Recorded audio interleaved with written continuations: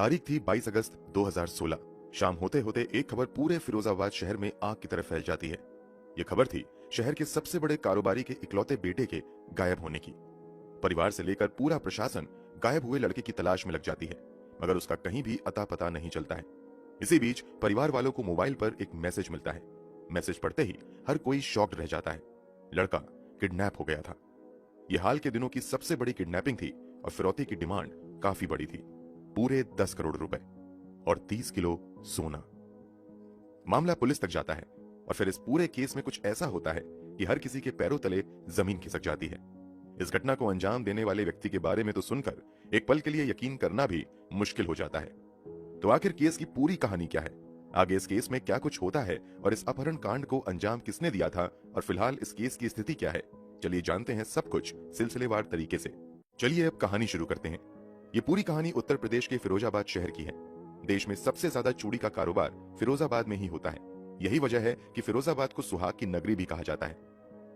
इसी फिरोजाबाद में अतुल मित्तल नाम के एक बहुत बड़े बिजनेसमैन भी रहते हैं। इनकी गिनती शहर के सबसे बड़े चूड़ी कारोबारियों में की जाती है। इन्होंने रियल एस्टेट में भी अच्छा खासा पैसा इन्वेस्ट किया हुआ है। अतुल मित्तल का एक बेटा भी था जिसका नाम आदित्य मित्तल था। शुरुआती पढ़ाई लिखाई स्थानीय स्तर पर ही करने के बाद आदित्य बेंगलोर जाकर क्राइस्ट यूनिवर्सिटी से एमबीए तक की पढ़ाई पूरी करते हैं और फिर 2014 में वापस फिरोजाबाद आ जाते हैं।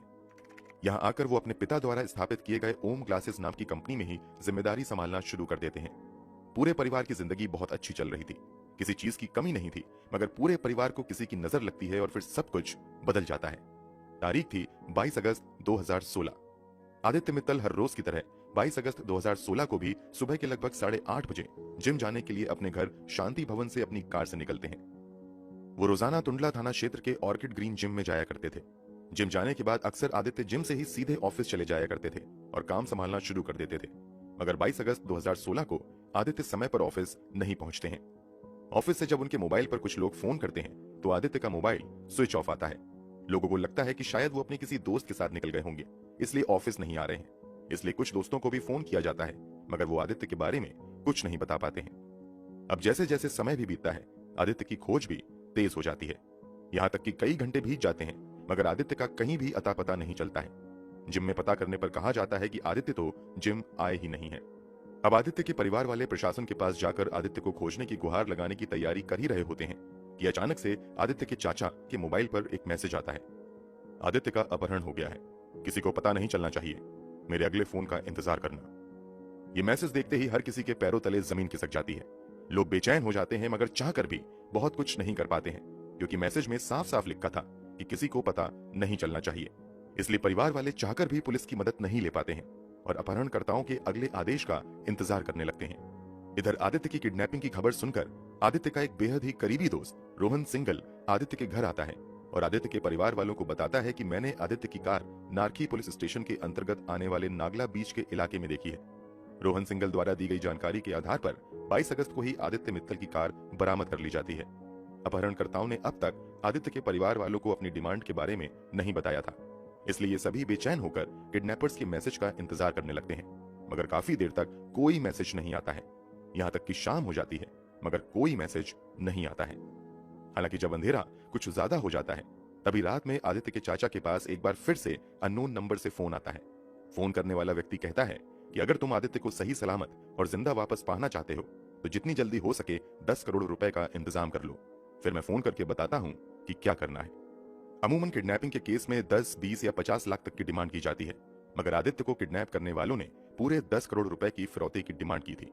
फिरौती की रकम इतनी ज्यादा बड़ी थी कि आदित्य के परिवार वाले चाहकर भी इतनी बड़ी रकम का जल्द से जल्द इंतजाम नहीं कर पा रहे थे। उधर किडनैपर्स लगातार हिदायत दे रहे थे कि अगर तुम पुलिस के पास गए तो अच्छा नहीं होगा, इसलिए परिवार वाले पुलिस तक भी नहीं जा पाते हैं। थक हार कर परिवार वालों की ओर से अब फिरौती की रकम कम करवाने की कोशिश की जाने लगती है। ये लोग किडनैपर से पैसे कम करने की काफी गुहार लगाते हैं, मगर वो 10 करोड़ से 1 रुपया भी कम करने के लिए तैयार नहीं होता है। कुल मिलाकर परिवार वालों के लिए 10 करोड़ रुपए का इंतजाम करना फिलहाल तो नामुमकिन सा था।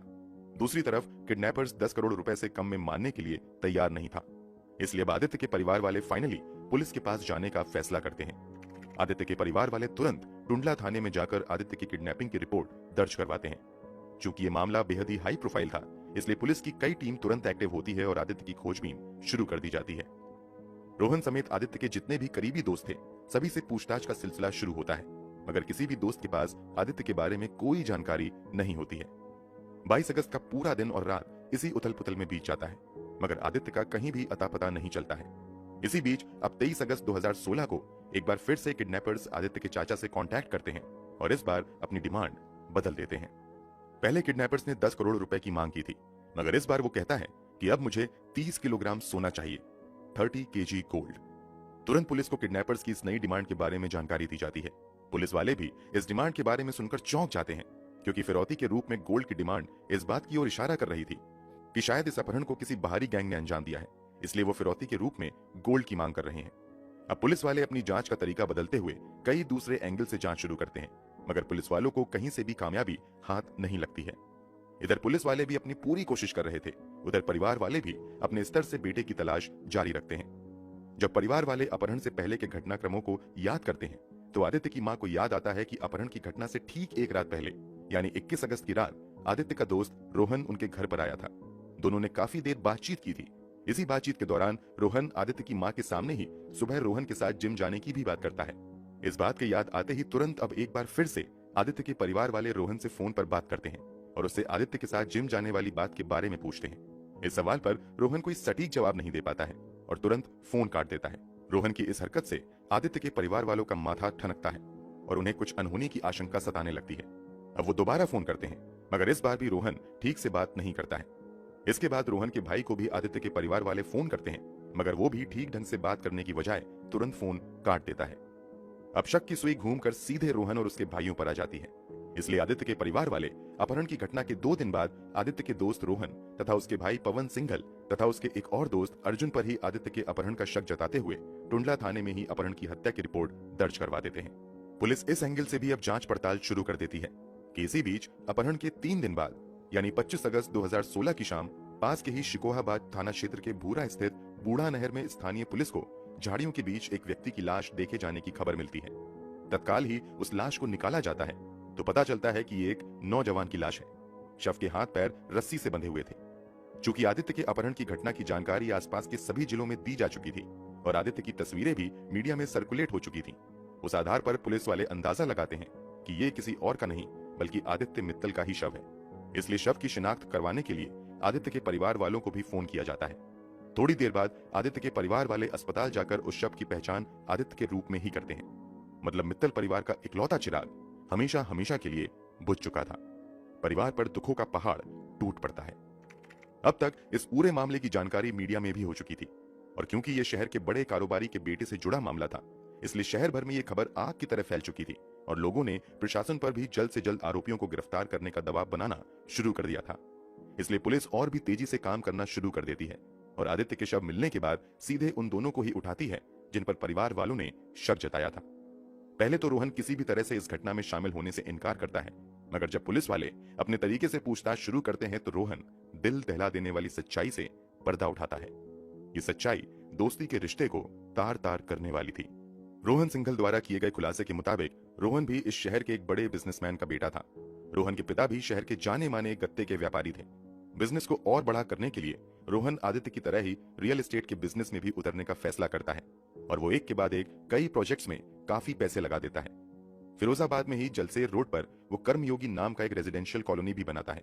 रोहन को इस रियल एस्टेट वाले बिजनेस में तगड़ा नुकसान होता है।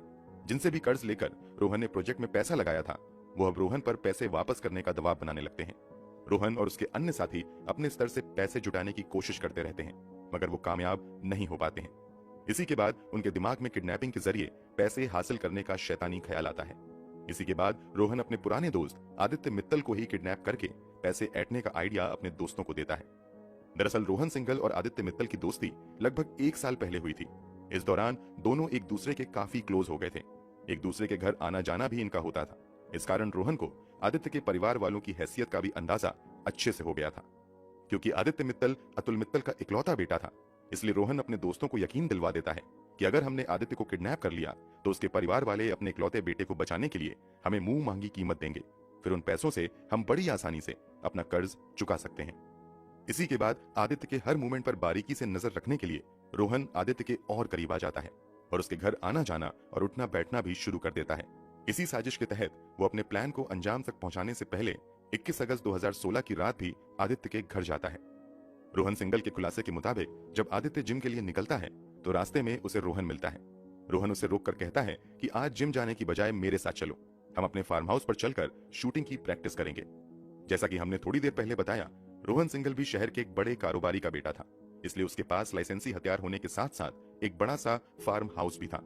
इसलिए आदित्य शूटिंग प्रैक्टिस की बात सुनकर रोहन के साथ उसके जलेसर रोड स्थित फार्म हाउस पर जाने के लिए तैयार हो जाता है।